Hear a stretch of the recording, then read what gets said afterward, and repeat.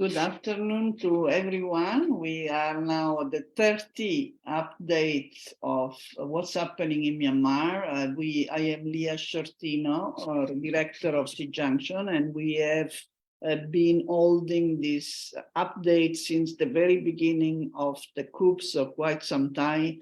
And now, and every month, we try to get an update of what is happening in the last month. Today is also the end day of the ASEAN summit in Indonesia, and so far we have not much news about what they have decided with regarding to Myanmar. There are quite some expectation about Indonesia as chair of ASEAN, but it's to be seen if these expectations are to be met. We will hear this and more from our resource person who is well-known, Debbie Stothard. She's a well-known human rights defender and founder and coordinator of ALTSEAN. So please, Debbie. Thanks, Leah. Hi, folks. It's been a month since we last caught up, and there's lots and lots of developments, but I just wanted to share a slide, some PowerPoint with you. It's not going to be comprehensive, but it's a starting point for us to have Q&A. So I hope everyone has been keeping well and safe, especially in these difficult times. And I just wanted to share some of the top findings in our Coup Watch, which was published yesterday. So in the as of last month, there had been 22,103 armed clashes and attacks. And these are armed clashes and attacks that harmed civilians. More than 1.5 million people have been displaced since the coup started in February 2021. And April 2023, the last month, April is usually a time of celebration, a time of contemplation, and a sacred time for the Buddhists of Burma and the rest of the world. And at this time, during Tinjan, also known as Songkran in Thailand, and the Buddhist New Year, we saw that some of the worst acts of violence have taken place, have been perpetrated by the illegal junta in Burma. During April, the junta carried out 17 airstrikes targeting civilians and killed, in some cases, people estimate 200. In other situations, in other cases, they estimate that 195 people were killed. What is important to note is that this has been the deadliest airstrike, the airstrike on Paziji. I think in April last month when we were doing our update, the attack on Paziji, the airstrikes on Paziji had just occurred hours beforehand, and we knew it was serious. We had no idea of how serious it was. What happened in that airstrike was not a single airstrike, but a number of airstrikes taking place very quickly, so that even first responders who were trying to recover the bodies and recover survivors were themselves affected by the follow-up strikes and follow-up clearance operations where troops came in from the ground as well. Now, the Paziji attack was the single most lethal airstrike, but we must note that the number of people killed in airstrikes just in the month of April was more than the number of civilians killed by airstrikes between February 2021 and March 2023. By the preceding 2 years of coup, more people were killed in a single month by airstrike than in the preceding 2 years. It's quite horrifying to consider that, because I recall a few weeks ago having a confidential debate hosted by the Habibi Center where a diplomat from Cambodia was assuring the audience that there had been fewer attacks on civilians. However, the junta, while she admitted that, she also admitted that they were killing more people in each attack. So that means this illegal junta is becoming more effective at killing civilians. And this should be a cause of concern for those people who have been concerned to governments in the region and internationally. They should have a stronger sense of urgency because this junta is becoming more effective and more efficient at mass murder and atrocity crimes targeting civilians. The junta has also engaged in witness tampering over the Rohingya genocide case at the ICJ. We saw the junta rounding up Rohingya people in the country and trying to influence them, trying to pressure them into saying that Rohingya burnt their own homes and that there was no genocide in the country. We've seen, as usual, the junta targeting healthcare workers and health facilities. But, you know, having said that, we also have to note that the junta has no, Min Aung Hlaing has no plan to reduce the violence. In fact, during the month of April, he gave himself a big fat present and it proved a 51% increase in military spending for 2023-2024. So if those people sitting over in Labuan Bajo, in this remote holiday seaside town in Flores, feeling very comfortable with themselves because they are far away from Jakarta and far away from civil society, those people at the ASEAN meeting should understand that Min Aung Hlaing has just increased a 51% jump. You know, he's increased the military spending for the next few months by 51%. And I assure you that 51% increase in military spending is not going to be focused on human rights training or discussions on how to implement the 5-point consensus. If anyone, any government, any decision maker, any analyst can just look at that number and they should be extremely concerned. I would be concerned because I am concerned for our friends and all the communities on the ground in Burma who continue to resist. The Paziji, the brutality at Paziji was because that area was already under resistance control. If the military cannot control that area, they will kill people. And I think ASEAN needs to step aside and think very carefully about how they should be encouraging the international community to increase sanctions and to stop the flow of aviation fuel to this brutal military. I know it's death and disaster and horrible news, but I also wanted to appreciate the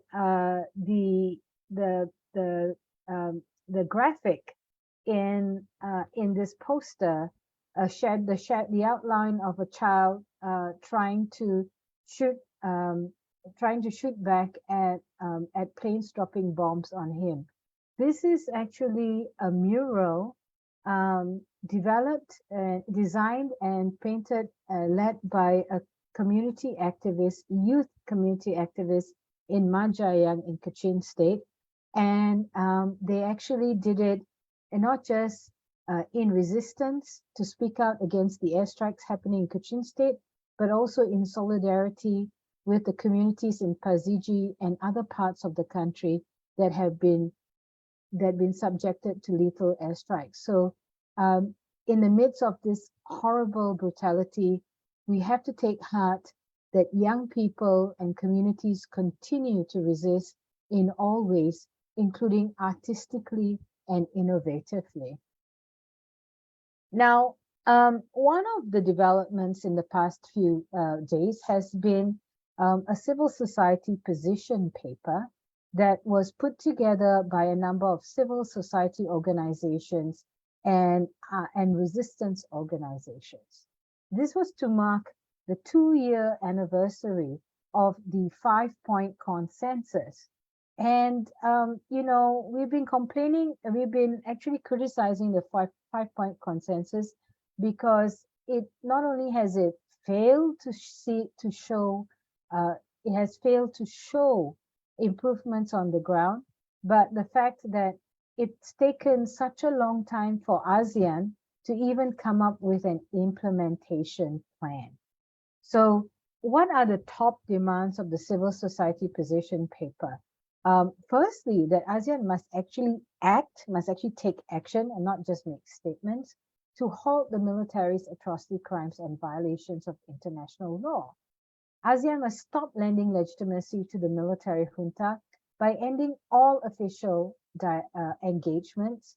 You know, the junta, as political representative of the country, has been barred from attending the ASEAN summit and ASEAN foreign ministers meeting, but they are popping up in so many ASEAN meetings, and they are not officially been banned from the ASEAN defense ministers meeting. So the military junta can actually go to these important ASEAN meetings to represent Myanmar and find out what the hell's going on, and also water down any potential principles that these meetings are supposed to be promoting. So, you know, instead of still pandering and engaging with this junta, the ASEAN needs to up its pressure and actually comprehensively bar this illegal junta from representing Burma, Myanmar at all its meetings, all its official meetings, and actually have an inclusive dialogue with the National Unity Government, the National Unity Consultative Council, the CRPH, the committee representing the parliament, and ethnic revolutionary organizations and civil society. I think these are basic things, because when ASEAN 5-point consensus talk about inclusive dialogue with all stakeholders, ASEAN itself must walk the talk instead of telling the junta you must do that. You know, the role of the special envoy needs to be quite seriously reviewed. Firstly, ASEAN's 5-point consensus created the role of special envoy as special envoy of the ASEAN chair. What that means is that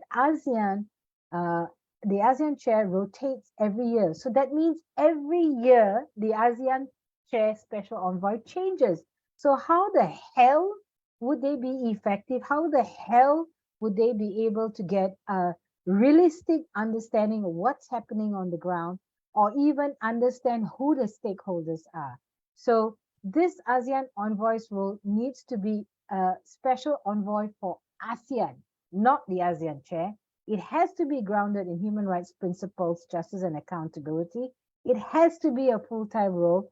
In the past 2 years, when Brunei and later on Cambodia chaired, it was the foreign minister who served as the special envoy of the ASEAN chair, which was ridiculous because those people are very busy. So how can they actually focus full-time on resolving this problem?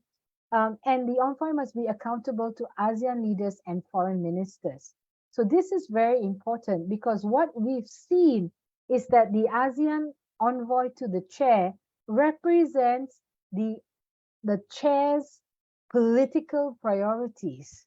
So if Hun Sen doesn't give a shit about human rights, how do you expect his chair to actually talk about human rights and protect and promote human rights when they go to Burma? Of course not. So, you know, we do need to have a special envoy for ASEAN, not the ASEAN chair. It has to be a continuous role. It has to be well-resourced. It has to be full-time. If not, we will still be talking about this problem 5 years from now and bewailing how bad it's getting. So ASEAN needs to actually bite the bullet and get its act together. Now, with the aid situation, I mean, trying to get AHA, the ASEAN Coordinating Center for Humanitarian Assistance, to do it when it is actually not designed to deal with humanitarian crisis because of conflict. Now we've seen this disastrous situation where in many ways the the whole AHA and ASEAN 5-point consensus orientation towards humanitarian aid is actually enabling the perpetrators of the crimes that cause these humanitarian crises to happen. They've been partnering with the junta, and now more dramatically, there's been an attack on the police escort of the AHA delegation up north in Shan State, and we really don't know who did it. But now all these ASEAN diplomats are totally freaked out and now very obedient, condemning what's going on, but not actually digging down to find out who's really behind the attack on the police escort. And also, ASEAN, the AHA Center cannot just be going there through with the hand in hand with the illegal junta into these areas and not be seen as being biased, and they need to actually have a more neutral stand. And that means that ASEAN must ensure delivery of aid by centering border-based organizations in its aid delivery. It's those border-based organizations that have been working so hard and very effectively to get the aid to those who need it. They've been innovative, they've been courageous, they've been careful, and they've been effective. Therefore, in terms of value for money, it is the border-based organizations, the community-based organizations that have been effective. And instead of wasting their time sending AHA to areas under the control and supervision of the illegal junta, ASEAN needs to understand the idea of inclusive dialogue must include the idea of inclusive partnership and working more creatively and effectively with those who actually get the work done. Now, the demand also is that ASEAN has to be, when they talk about inclusive dialogue with all stakeholders, then ASEAN must do it itself. And it needs to actually show the illegal military junta that the junta does not have legitimacy in the eyes of ASEAN. If they empower the illegal junta, this is what the situation will deteriorate further. We've been saying that for the past 2 years. And this time, civil society has put it on paper and they have endorsed it. Many organizations have endorsed it, and the endorsements continue to roll in. Now, what was very interesting about the Myanmar or Burmese civil society groups that led this drafting process for the position paper was they very clearly said to ASEAN, if the ASEAN summit happening now fails to take up the recommendations, these 5 recommendations, within 3 months, basically the movement and the people of Myanmar will reconsider Myanmar's membership in ASEAN. They will have to discuss and reconsider whether or not Myanmar's membership in ASEAN is in the best interest of the country. And this is where we have to understand fundamentally. ASEAN member states, saying states. States is not just the government. The state is also the people. The government is supposed to be the steward of the state. Their legitimacy is derived from the people. In no way does this illegal junta represent the state of Myanmar. And if ASEAN persists in recognizing and dealing exclusively with them, then ASEAN is doomed. the people of Burma are doomed, but also ASEAN's credibility and legitimacy is doomed. There was a lot of pressure on Indonesia as the chair, and suddenly we're hearing all of these revelations that there have been 60 engagements. Indonesia's been doing a lot of quiet diplomacy, blah, blah, blah, blah, blah. And last week, when I was in Jakarta with Kin Omar and other activists, as well as Indonesian civil society, the media asked us what we thought of the quiet diplomacy. And I'm going to repeat now what I said then. It can be quiet diplomacy, it can be loud diplomacy, it can be singing karaoke diplomacy, it can be golf diplomacy. I don't give a shit as long as it delivers civilian protection, as long as people on the ground are not being killed, not being subjected to atrocities. And what I am seeing is that whatever diplomacy they want to label it, it has not led to improvements on the ground. It has not decreased the lethal attacks of this junta on civilians. So I don't care what diplomacy you use as long as people on the ground are safer. And when we talk about that, and we talk about the responsibility to protect and atrocity prevention, then we also need to understand something very fundamental. Okay, ASEAN, you might be allergic to engaging actively on Burma, especially confronting the junta, but at the very least, you should provide civilian protection to the survivors of the Rohingya genocide, to the survivors, the Burmese, the Burman, and the other ethnic survivors of atrocity crime and military violence in Burma. They are seeking asylum, they are seeking safety in Thailand, in Indonesia, in Malaysia, and all around the region. At least stop criminalizing them. Stop persecuting them too. At least give them some safety and shelter, because that's all they need at this point. You know, in the previous talks and updates, we've been providing data that compares the situation in Ukraine with the situation in Burma. The number of airstrikes, the kinds of civilian protection, how the international community have responded. And so last month, a couple of weeks ago, it was really a privilege to be attending the Frontiers of Prevention conference in upstate New York, hosted by the Institute for Genocide and Mass Atrocity Prevention. So here you see, we caught up with two friends from the Ukraine, Anna, a lawyer, and Dmitry, an academic, who actually came all the way from Kiev. They had to take a bus overland to Poland and then get on a plane, and through a series of flights arrive at the conference venue and talk about Ukraine and of course there was talk about Burma.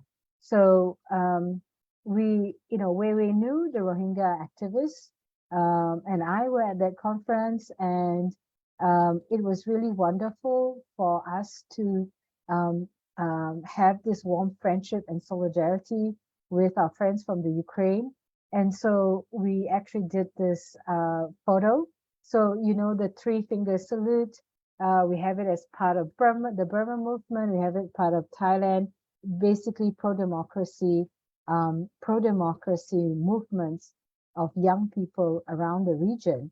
And then it turns out that in Ukraine, the trident, which is the reverse of our 3-finger salute, is actually now the symbol of resistance against the Russian invasion of Ukraine. So, so it was kind of interesting that this kind of symbolizes in many ways our situations as both sides of the same coin. So I just wanted to share this these lovely photos of us expressing solidarity for both causes. Now, what about the election? You know, we had a, I don't know if you saw it on Twitter, we had a posting, ALTSEAN-Burma dictionary, that the Ma election means the dissolution of political parties that won 88.45% of parliamentary seats. And that's what Min Aung Hlaing has done. So we can't really call this an election. But 12 out of the 4, basically, we can see that at this point, a number of parties, 63 parties, have been allowed to register to run for the elections. 12 of the parties will run at national level, while the rest will run at state or regional level.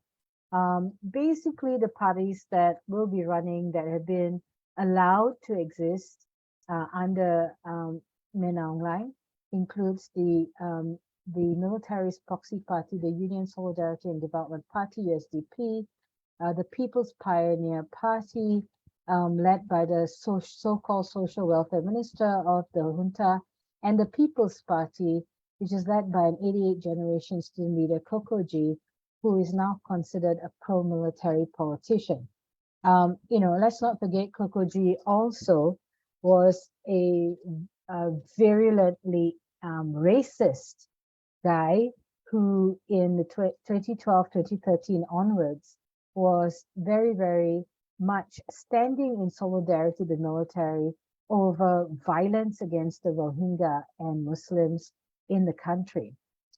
The junta's Supreme Court agreed to hear an appeal by Aung San Suu Kyi against the convictions imposed on her. But as I say, don't hold your breath. This is purely a ticking the box exercise to somehow show that this inherently flawed and corrupt judiciary under the illegal junta somehow has some kind of due process.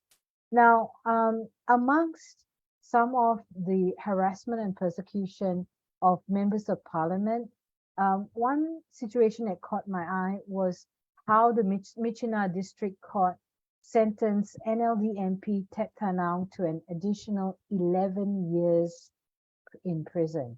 So she had previously been sentenced to a year's jail for her role in founding the committee representing the Kachin State Parliament. So basically the Kachin State level equivalent of the CRPH.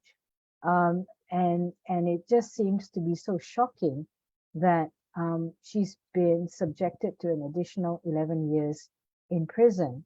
And in Mandalay region, an NLD member who was, when they couldn't find an NLD member who was in hiding, troops arrested, interrogated, tortured, and executed her husband. And this is still consistent with what this junta has been doing. They have been going after family members, not just immediate family members, but in one case in the middle of last year, they actually arrested 25 members of an NLD member's family because they couldn't find him. So this is actually quite consistent. They haven't stopped their nasty and oppressive and brutal tactics. Our good friends at the Assistance Association for Political Prisoners also reported that there have been massive seizures of properties, and we're talking about immovable properties. That means seizing people's land and homes and buildings. And most of the affected property owners are members of parliament, NLD members, or NLD supporters. At least 1,070 people have been killed in regime custody since the attempted coup began. So, of the over 3,000 people who've been killed, we now have to consider that the high rate of death in custody, either from neglect or torture, or just straight out murder. And I think looking at the numbers of people being arrested, this is a very scary tactic, that it's not just a case of praying that people will be released quickly. It's firstly praying that they will not be killed in custody. So far that the APP knows and that we know, the junta has sentenced 151 people to death. In addition to the 4 activists, including Ko Jae-me and Sciortino, who were executed in July last year. Now, a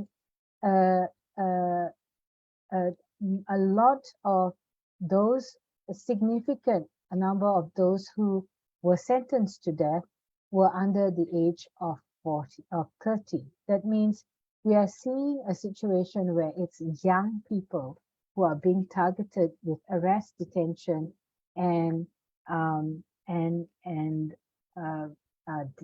with arrest, detention, and death sentence. There's been quite a few cases, and I really would encourage you to download our Coup Watch Briefer or look at the thematic trackers on our website, www.ALTSEAN.org, to look at these cases. But some of the cases that jumped out at me was the fact that 3 women were sentenced to life in prison for allegedly funding terrorism. And this included a CDM teacher, Dothainla, who was accused of donating the equivalent of 48 to 96. They said, so they don't even have a precise figure. They're saying that she donated 100,000 to 200,000 kyat or something like that. So it's kind of so vague, and they can still sentence her to death. If you look at this photo, you recognize one of the very courageous student activists in Sagaing, Waimo 9, also known as the Monua Panda. If you remember, he was so courageously speaking out in public rallies and protests, and then when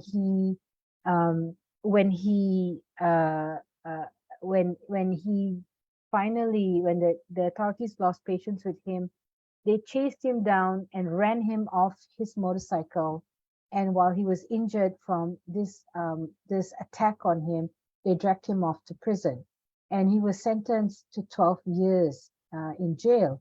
So in April, a month ago, last month, he was sentenced to another 34 years in prison. In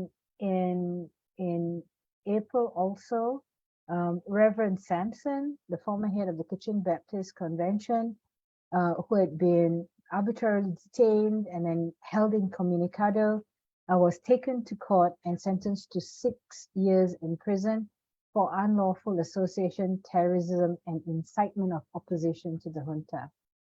And I think last year, you remember seeing the news about young people who had organized a flash protest in Rangoon, and then the military then went after them and knocked them down, rammed them down with junta vehicles.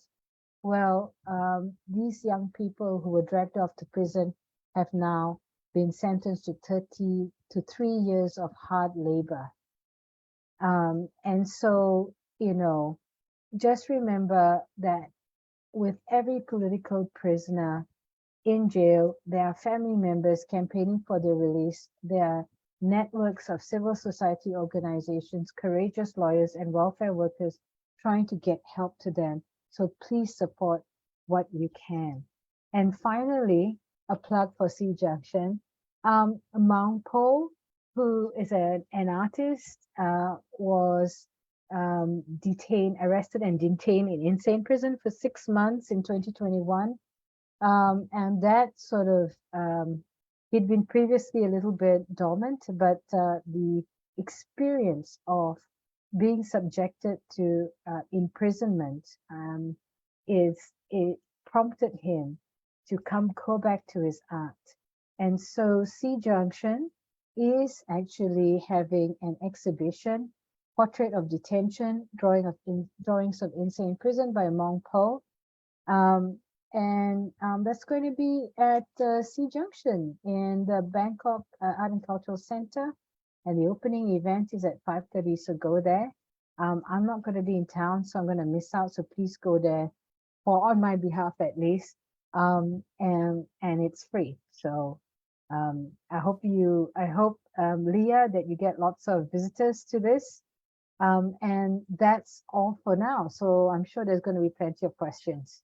Yes, there are indeed plenty of questions, but before we go to the question, I would like to show a cartoon which just arrived from Angzhou, actually, of Irrawaddy. And please, Bom, can you show? It's about the ASEAN. It's about ASEAN summit, and with the title Reliably Useless, and then the title is We Can Count on Our Neighbors.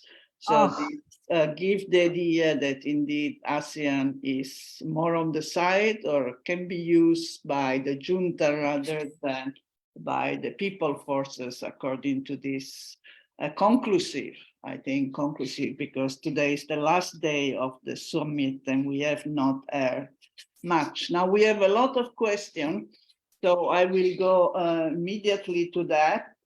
Got my pen ready. I got my pen ready to write down your question. Okay, yes, right, quick. So we will do three and then the other. The first is about your talk about atrocities, and we talk a lot about atrocity. Now, would be better strategy to talk about the success of the resistance, the PDF forces and other forces, and what they have been able to achieve to show that the junta is failing. So that is the first question. There are quite a lot of questions about ASEAN because of the summit.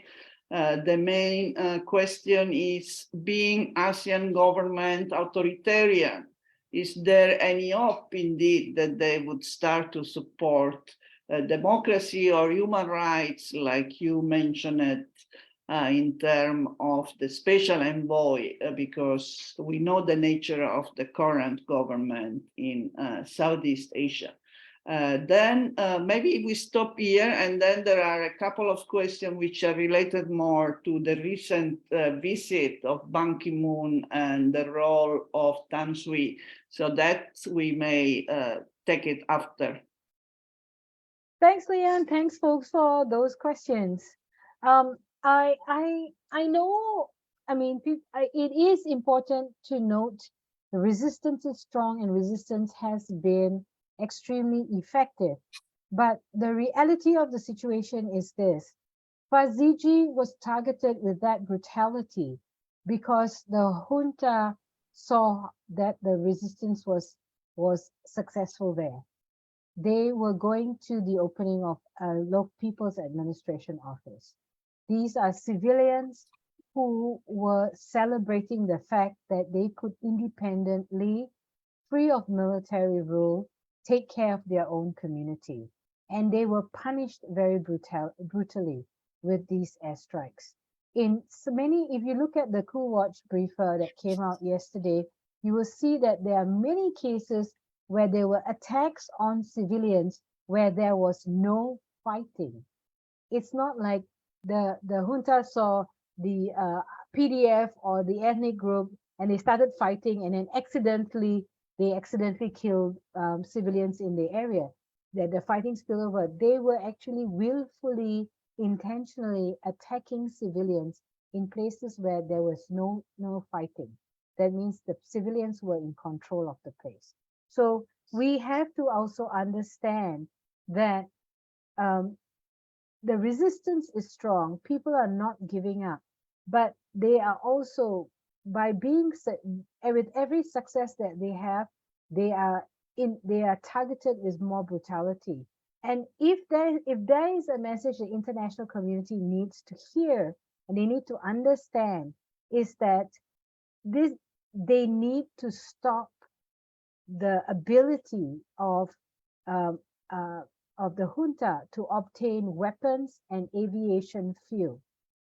Some people are actually advocating that international community should be providing weapons and resources to the armed groups resisting the junta. Okay, some governments might not like that, but at the very least, looking at all these atrocities, if They need to stop the junta from having access to weapons and aviation fuel. This is the bottom line, the bottommost line, the most basic thing. Otherwise, what we are seeing is by just sitting back and making weak statements and not acting to prevent the junta from committing these crimes, all these amazing successes of the resistance of civilians to protect themselves, to build democracy at the local level, is going to be punished. This is the punishment for human rights and democracy.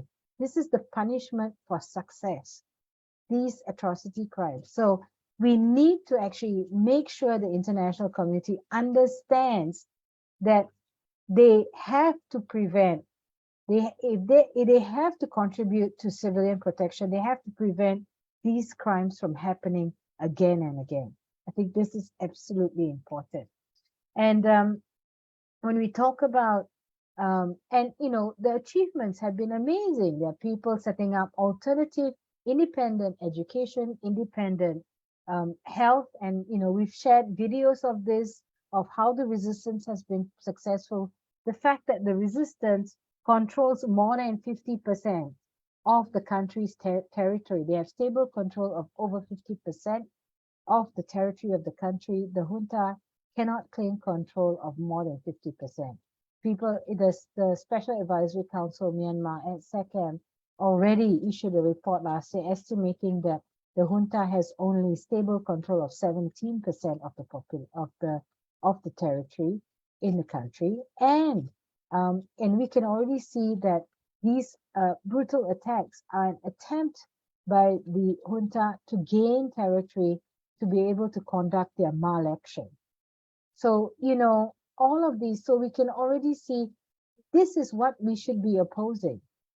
If you want to support the success of the resistance, you should be opposing the atrocity crimes. You should be stopping the military from getting the ability to keep on killing civilians.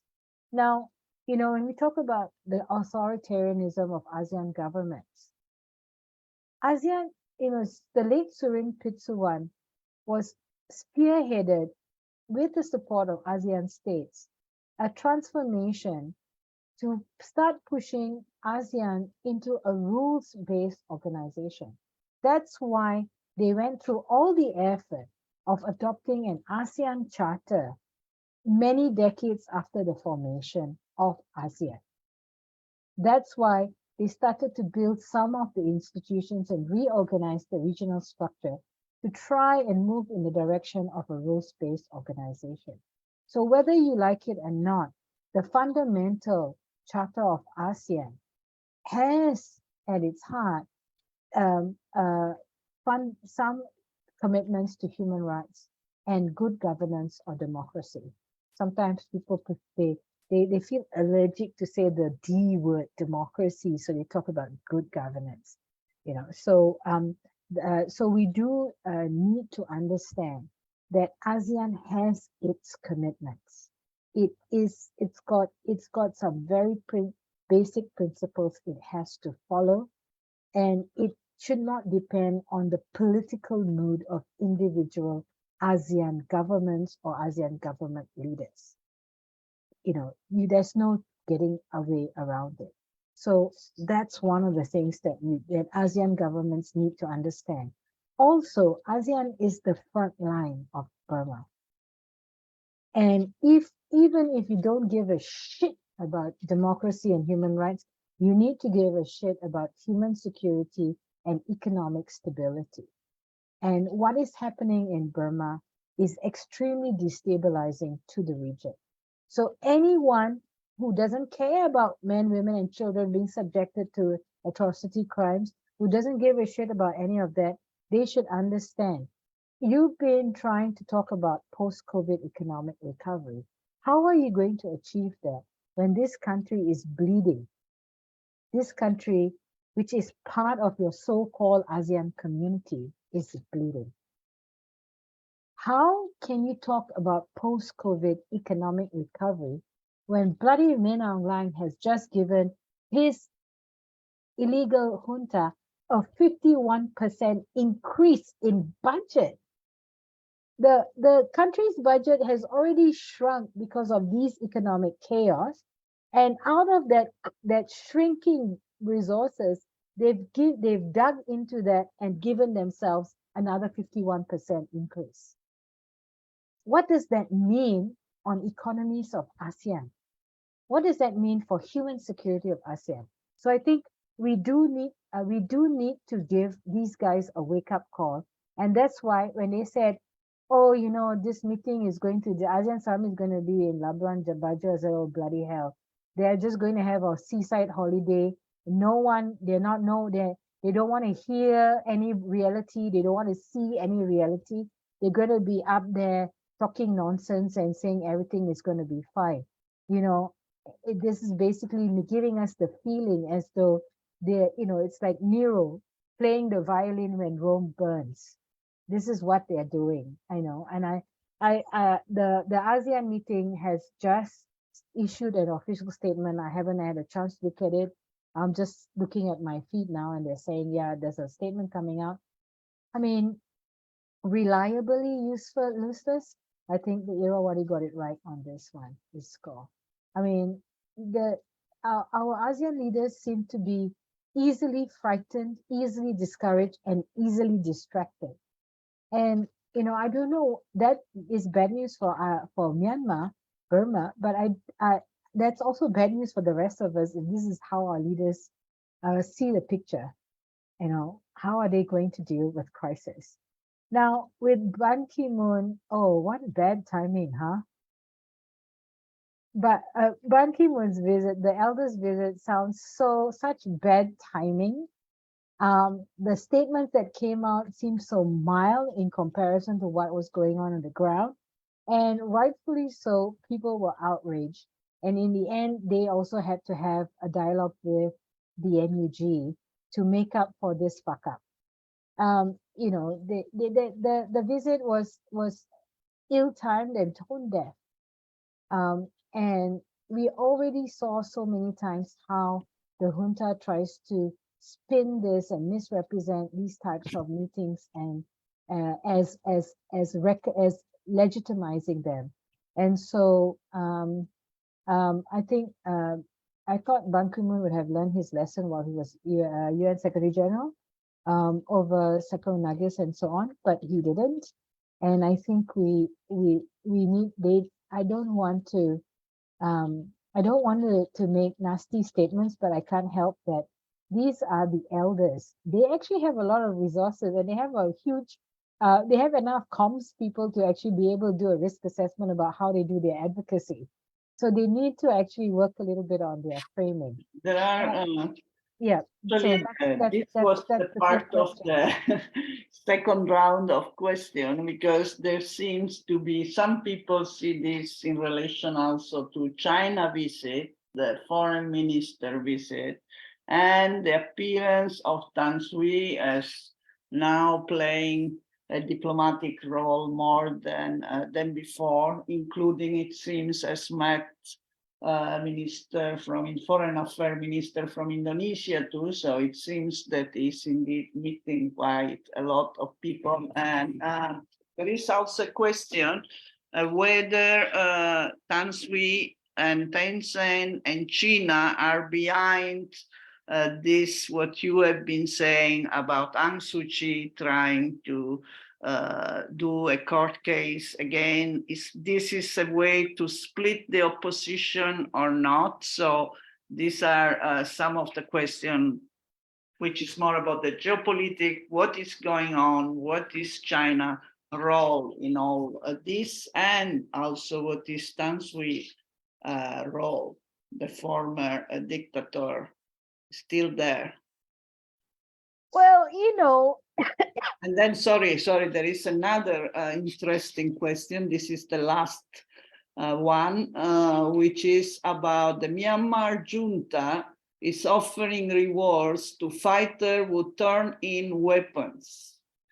So that means that Stothard is declining in the number of the troops and can no longer face multiple fronts of resistance and trying a new, or is it trying a new trick in dividing the resistance forces? So I think here there is concern both on the case of Aung Suu Kyi, as well as the junta offering rewards, where there are all strategies to divide the opposition. I think, you know, if I was Tan Sri and Thein Sein, I'll be so happy because Min Aung Hlaing make them look so much nicer by default. Min Aung Hlaing's leadership, junta leadership, has been characterized by extreme brutality and total lack of mercy. We thought that Tan Sri was bad, but then now we see Min Aung Hlaing. By comparison, Tan Sri looks almost sweet. And, you know, so same with Thein Sein. So they must be so happy that they look good in by comparison, compared to the excesses of Min Aung Hlaing. So, you know, what we are seeing is not that they are pro-human rights or democracy. They want to return, they can see the value of returning the junta to the slightly kinder and slightly gentler phase, where they were still able to make a lot of money. And I think anyone who joined the military for economic opportunities would be horrified when looking at how the economy has gone into chaos and even military families are suffering. And they would be horrified at the fact that Sagaing and Margaret has been targeted, the traditional recruitment grounds for the military are now a hot war zone where the local people who traditionally were the ones who gave up their sons to join the military are now resisting the military. So, you know, this is basically the big issue for some of those oldies in the military, that what Min Aung Hlaing has done has split the military. It's not about them being sad about the suffering of the people. They just saw that the credibility and the unity of this national institution that was designed to control and run the country is being destroyed or being split and fractured by Min Aung Hlaing's leadership of this junta. So I think that's what is happening. So we should not be under any illusions that somehow Tan Sri and Thein Sein may have suddenly woken up and say maybe democracy is a good idea. They just want to return the junta back to the time that they ran and they enjoyed. They were able to hoodwink the international community, and adopt all kinds of delaying tactics and still make tons of money out of the process. So I think we already see that they would like to return the military to 2008, 2009. And so this is part of the process. And we saw that Thein Sein and Tan Sri's common tactic was tactics to buy time and to build false hope within the international community. To say, oh, look, Aung San Suu Kyi has been allowed to appeal against her convictions. Maybe there's a little chance that they might release her and things will go back to normal. And then, so therefore, let's not put any more pressure on the junta. So, you know, we do need to understand and see beyond these kinds of delay tactics. We need to understand and see that Tan Sri is not going to rescue the country. He's not a born-again Democrat. Thein Sein didn't suddenly wake up and go, oh my God, human rights is the answer to our country's problems. They're actually trying to restore the military to what it was, and they're just trying to do damage control. So I seriously don't think, I'm not taking it seriously. And I would tell people, don't get your hopes up. In the end, our metric should be how are civilians surviving on the ground? What's happening to civilians? What's happening to the political prisoners? What's happening to the young people and the women who are in the resistance? How are they being targeted? And that should give us a good indicator of what's going on. Now, the junta offering rewards for people who surrender weapons, it's like they're so late beyond the game. The resistance already started people's embrace long time ago. They were rewarding fighters for defecting, and in fact, last month, if you look at the coup watch, two junta troops who surrendered themselves and brought weapons were rewarded with 10 million chat each. So it is actually very lucrative to surrender yourself. And the junta is going to have to offer a lot more in terms of reward if they're trying to split the resistance. Having said that, a number of military, including Air Force, are wanting to defect, but they're not allowed to defect because the military is holding their wives and their children as hostages. There's still the practice going on of a soldiers' wives and children being forced to do military training and to do military duties, non-combat military duties. And what that's telling people out in the field is that if you defect, you are saying goodbye to your family. Your family is in danger.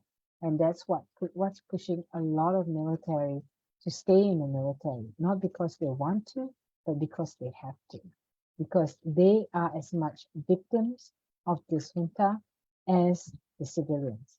And I think they need to understand that there's not going to be an improvement in the situation. If your army, if your military is holding your family hostage to prevent you from defecting, and they are forcing your children to undergo military training and your wife to undergo military training and do non-combat duty, that is a problem. That is showing you this junta is failing.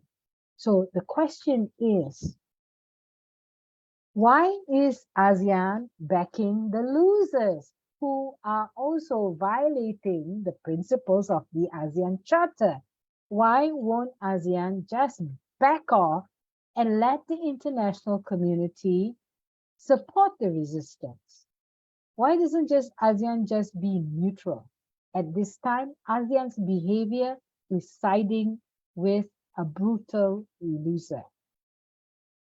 And if that's one message that you need to send to ASEAN, it's this.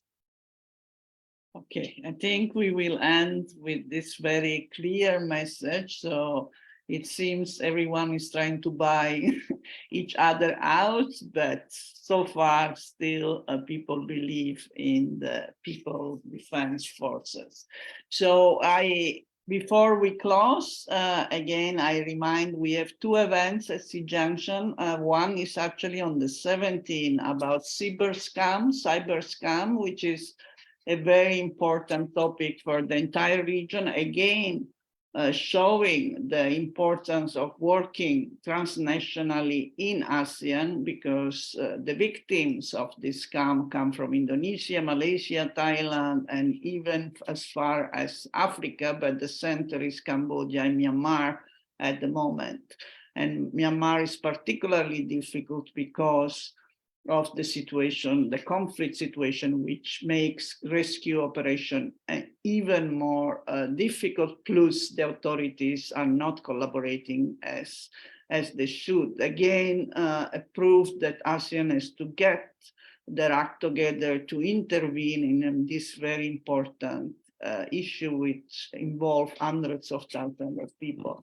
So this is on the 17th at SEA Junction, and 20 as we say there is the exhibition, the drawing exhibition of Insane Prison, Portrait of Detention, and that is actually a collaboration of SEA Junction with Synergy, an NGO from Myanmar, which now operates also from myself. So this is, we are also glad they have facilitated the process of getting the drawing, as well as meeting with the painter who will be online to talk about this. So with that, I think we conclude. We thank again AJAR as our partner with these 30 updates.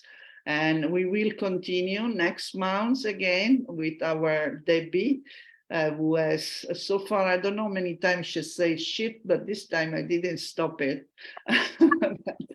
I think I have to give her some leeway. We have to use the words. This is just to end on a lighter note. Thank you very much for all the participants, and please spread this video, which will be available on Facebook and our website. Thank you very much, and see you Take next. care, Leah. And guys, please don't forget to go to SEA Junction. I'm not going to be around next week, but I'm definitely going to be watching the recordings.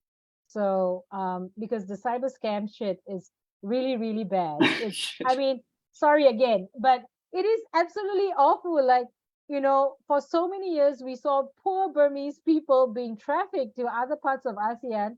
And now this junta is allowing the criminal syndicates to traffic ASEAN people to Burma. And, you know, why isn't ASEAN saying something about it? ASEAN should be sending various representatives to the border and setting up an office in Mesa to stop this from happening. We're getting so many friends in Malaysia and other places saying, oh, somebody has been trafficked. What do we do now? And it's just ridiculous that this is also happening through Thailand. So what's the world coming to? What's ASEAN coming to? And why aren't our leaders actually paying attention?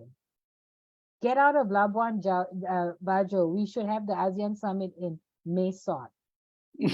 Well, it's very beautiful where they are now, but yes, we should take over the box and do a revolution there. But okay, thank you very much. This is Bye. more fantasy, but thank you for everything, and see you soon. Bye-bye. Bye.